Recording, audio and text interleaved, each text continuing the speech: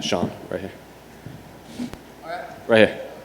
Congratulations on the win. Initial thoughts after a pretty insane fight like that? My shins hurt really bad. Those are my initial thoughts. Is that just from all the kicks you threw? Yeah, just all those kicks. My ankle's good, if you guys were wondering. My ankle's good. Well, I was going to ask, was that kind of shimmy walk you did out of the octagon kind of a nod to all the people saying just kick him in the legs? That was a big fuck you to a lot of people. I've been getting for 8 months. I've been having to deal with weak ankles, so it felt good. I got to ask about the head kick in the first round. I think everyone back here, probably including yourself, thought the fight was over. Obviously, the ref let it continue. Thomas showed how tough he was, but what were your thoughts after that whole scene right there? Yeah, Thomas is tough as nails. I don't know. He cracked me once at the end of the second round. So I'd have to go back and watch that that first knockdown. But yeah, I like that walk off, as you guys know. Then you were doing a lot of like this look away, head shakes into the knee. You were kind of like even dancing around. Is that just something you do in camp, or just in the moment right there? I've been doing that for a long time. I think I did it when I fought on the Contender Series. I've been doing it for a long time. I spin a lot, obviously. I spin pretty fast. You know, spinning to the body, spinning to the head. That's a dangerous shot when you land it. So doing a fake spin, they got to react to it, whether it's high or low, and come back with a 2. So it's something I've been throwing for a long time.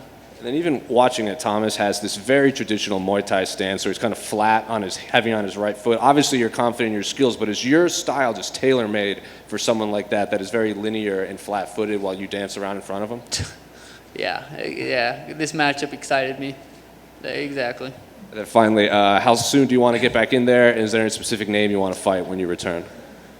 I want to fight before the end of the year. So I don't know when. I don't know who. I want to get back in the gi. I want to train. I want to get better. And that's my number one priority. Sean, I know you wanted the walk-off, but are you at least satisfied that it was a very violent knockout anyway? Yeah, it was still, I think, potentially viral. I think it was still a good knockout. That shot, it was unnecessary. I looked in his eyes. He wasn't there. But, in the first round, after the ref said, hey, if I don't stop it, you gotta keep fighting. So I had to give him one more little juicer to the lips. Did you think the referee should have stopped it for the first one? I don't know.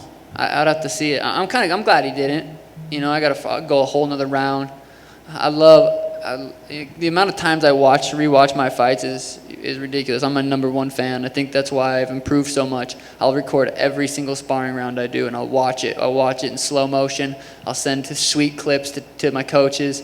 So the fact that I got to go an extra round and a half or whatever it was, I'm okay with that because I'm gonna go watch it 100 times. I just want to ask you a question about the way you switch stances. Is there something he does that makes you decide to do that, or do you just like to go back and forth, fluid, the whole fight regardless? I keep him guessing. How is he supposed to? What is he? He wants to kick my legs. Going into that fight, I knew he wanted to kick my legs. It's hard to kick my legs. I'm switching stances and moving as much as I do. It's just part of my skill set. And you got quite a compliment from Mr. Teddy Atlas. He said he hasn't seen a fighter like you since Prince Nassim back in the 90s. I was watching his highlights. Tim and I threw his highlights on before we came over here. I have the last couple fights. Dude, that's just being that loose and having that much fun is what this is all about. So watching guys like him do it is it motivates me, inspires me, and it's funny that he said that because we were literally watching his highlights today. Thanks, man. Thank you. Sugar, on your left. Congrats on your win. Right here. After your dominant performance tonight, what do you have in mind? Try with Marlon Vera again, or you have another opponent in mind?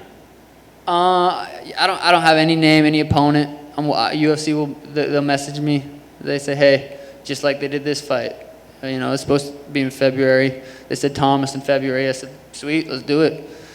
So I'm assuming it'll go like that. They'll send me a name, a date, and let's do it. So we'll see. Sugar Shane. Don't. Good to see you. Sugar Shane. I'm trying to become famous enough where it's Sugar Sean, but we'll see. Back over here. Did you see the message yesterday from Snoop Dogg? The schmo ran into him, sent it to Tim. Called you Sugar Shane. Yeah, I saw that. Told you to do his thing. What did you think when you saw the message? What did I think when Snoop? Say that again. What did you think when you saw the message from Snoop?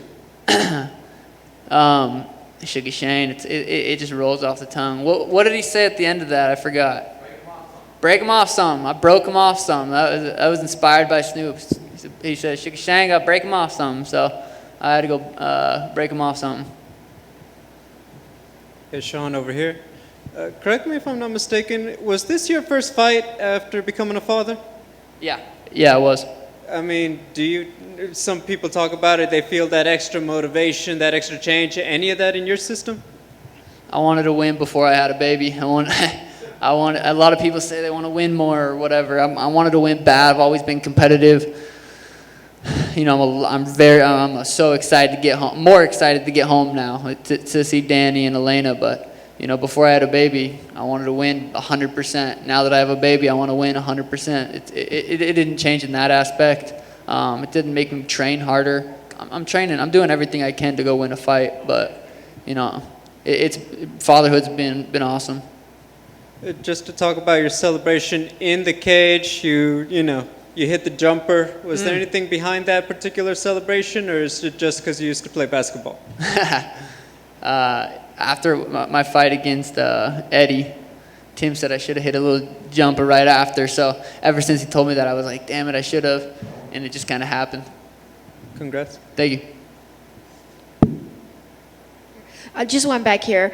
Almeida is definitely durable, but how much fun did you have in there?